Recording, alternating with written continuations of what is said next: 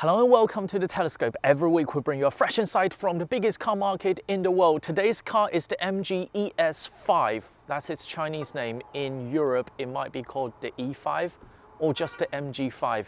This is, in a nutshell, the SUV version of the beloved MG4 hatchback. If you want more vertical cabin space, if you want more rear cabin space, or if you just want a higher seating position from the SUV, this car gives you that. On top of that, this has a much improved interior design. Now, the MG4's interior materials is okay, but the design is very generic. Now with its ID.3, the major European rival, have an interior facelift, MG needs to up its game even more. How about this for a design refresh? You have a much more modern, much more freshened up IP design, a much bigger central screen, wireless charging pad, and in general, this interior feels like 2024. But they have not gone totally modern and forget about usability. For example, this air conditioning vents looks like those modern, fully automatic air conditioning vents that you cannot operate by hand, right? No, it's not. You can actually still pull this with your hand. And there's less physical controls here at the center console, but the crucial bits, air conditioning on and off, the demist, the hazard lights, and the home button for the home screen, you still have them. If you look towards this area and you think they've integrated the mirror controls into the screens like those modern EVs, no, they haven't. It's at a different place. It's right underneath, it's right to the left of the steering wheel. You still have all the critical physical controls. But it's not all good news. Now, this interior is completely freshened up, but this steering wheel is still the current MG steering wheel you've seen on the MG4, which there's nothing wrong with it, but in this new generation cabin, this steering wheel looks distinctively previous generation. And I'm not the biggest fan with piano black plastic physical buttons. Secondly, this instrument display. Now, looking at it first glance, you might be thinking this is a full width LCD display, but actually it's not. It's only the center part of this instrument panel is the screen. On the left part, where it displays the range, and on the right part, it displays how much power the current motor is putting out. Those two are not full LCD displays. And again, you can see they're trying to control the cost where it doesn't really matter that much. Now, this is a perfectly acceptable rear cabin. The front seat is set to my position. I'm roughly 5'11". If I sit bolt upright, you can see there's a lot of space. But if I sit the way I normally sit in the back, you can still see this is perfectly acceptable, where the MG4 is what I would describe as a typical European hatchback rear cabin space, which means it's a bit tight for someone like me if I want to sit behind myself. Now, this is perfectly acceptable even for Chinese car market. The boot is 381 litres in capacity, which is just about on par with European hatchbacks. But if I take out this case, the floor actually has a lower position. So if I drop the floor to this position, now this is 400 litres, which puts it roughly on par with the Volkswagen T-Roc, the sort of the small SUVs. So, okay, if not spectacular, boot space. And by complete accident, we happen to have a Volvo EX30, one of the best-selling small electric SUV on the European car market today, in this car park. So we parked the ES5 right next to it to give you more of a sense of where this car is compared to its competition. Now, this is a premium offering. The ES5, the MG isn't. So expect the ES5 to be much cheaper than the EX30. We matched these two cars at the front door lines to give you more of a sense.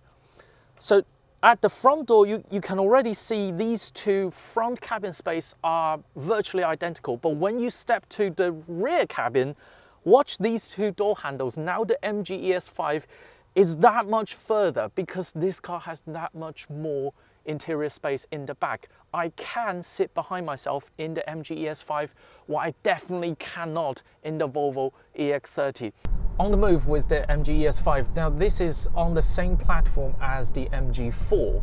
So it has a 170 horsepower rear motor, so it's rear wheel drive, which under hard acceleration with this car at roughly 1750 kilos of body weight means you don't get wheel spin.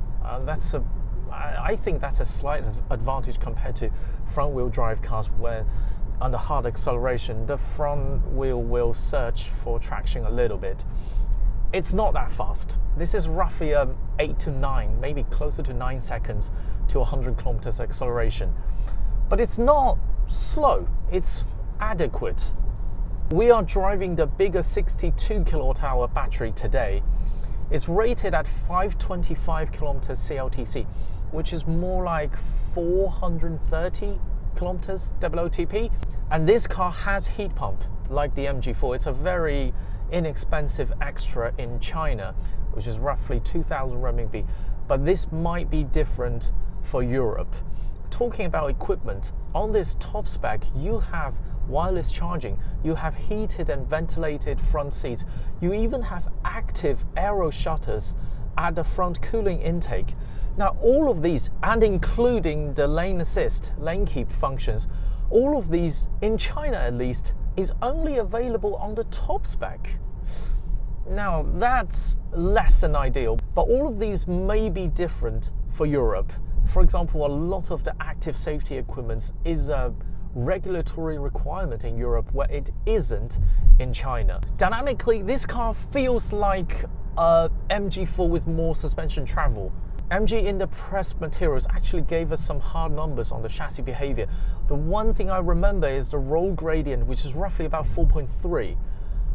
If I remember correctly, the Volkswagen ID.4 is roughly 4.5. So this is, in terms of chassis behavior, very on par, very comparable to European contemporary SUVs.